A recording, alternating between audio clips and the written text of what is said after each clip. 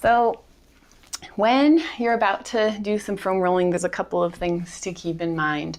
If you're someone with osteopenia or osteoporosis, you don't want to use a firm foam roller like I have here.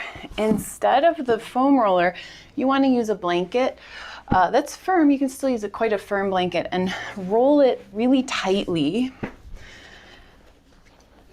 so that you still get about the same size of a roll as the foam roller, but instead you're just using a blanket. And it's as effective to use a blanket, and some people just have a really bony spine or just have a really tender spine and prefer to use the blanket rather than the foam roller instead.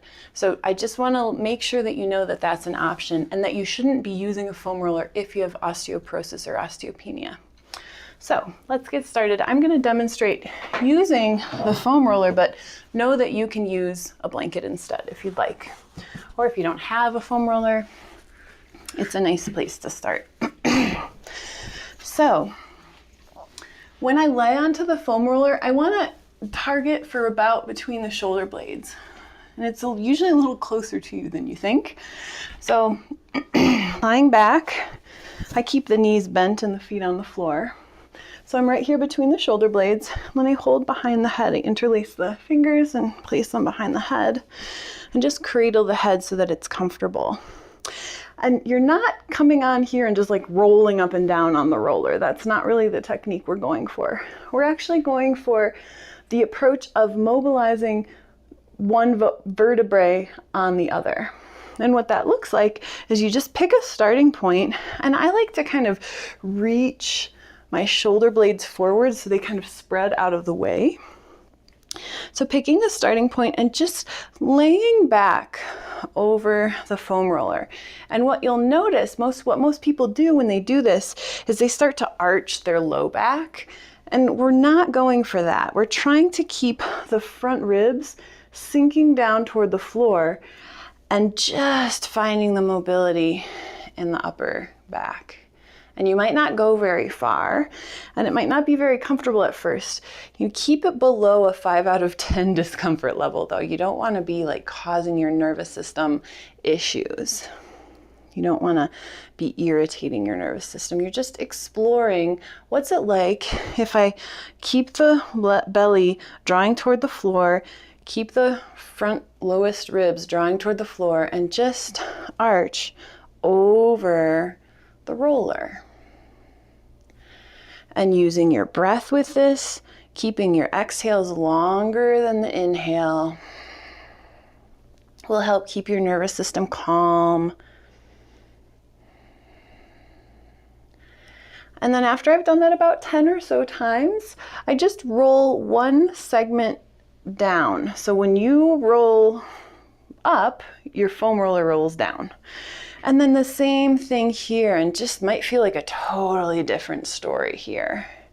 And again, re-emphasizing drawing the belly toward the floor, drawing the front ribs down, and finding the arch happening just in the upper back. And if you need to take a rest, that's just fine. You can do that at your own pace. And I like to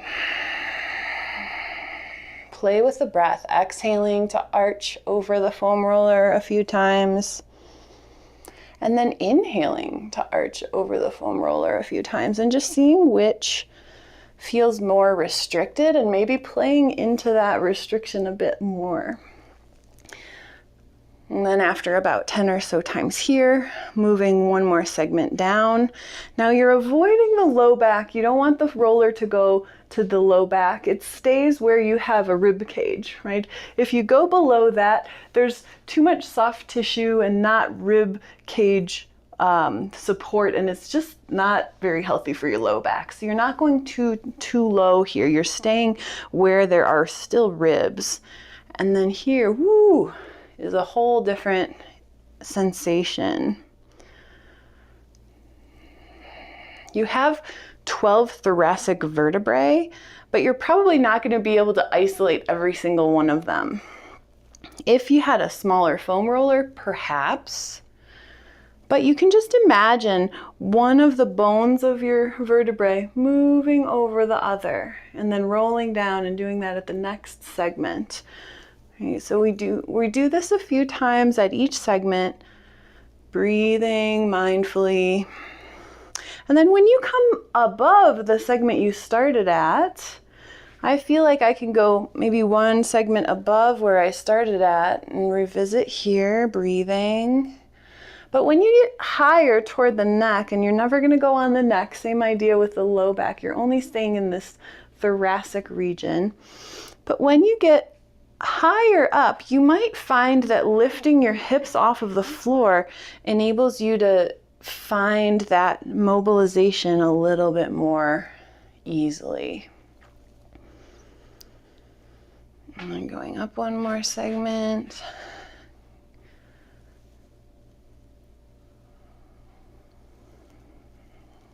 And using the breath, exhaling longer than the inhale, and then returning back to the center, rolling to the side to help press yourself up. So that's the way that I like to use the foam roller. I'll just demonstrate as well briefly with the rolled up blanket. You could use a rolled up yoga mat. You can wrap a blanket around a yoga mat to make it a little bit larger. And it's the same approach here. So I'm just laying back, aiming for about middle of the shoulders, reaching the shoulder blades, spreading them apart from the spine and interlacing the hands behind the head.